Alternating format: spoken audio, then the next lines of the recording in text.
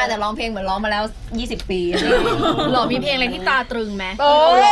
เขาเลือกเลยได้ทุกเพลงได้ทุกเพลงเอาเพลงไหนที่เรารู้สึกว่าเขาร้องแล้วเขาเฉิดฉายที่เราจำได้ ในฐานะที่เราเป็นเห็นเพลงรุ่นเขาอะแล้วหนูเห็นตอนเขาออดิชั่นนะแล้วเขาร้องสดแบบเฮ้ยคือแบบพอมากเพลงรุ่นสักหน่อยได้ไหมโปรโมทเพลงรุ่นเพลงวันใหม่ค่ะเป็นเพลงวันใหม่เพลงประจำรุ่นของ Gen 4ค่ะร้องให้ฟังหน่อยมาเด็กสาวฉันเอาอีกไม่นานแสงยามเช้าจะมาปลุกความฝันคงในเวลาอนาคตจากนี้จะเริ่มใหม่ว้าว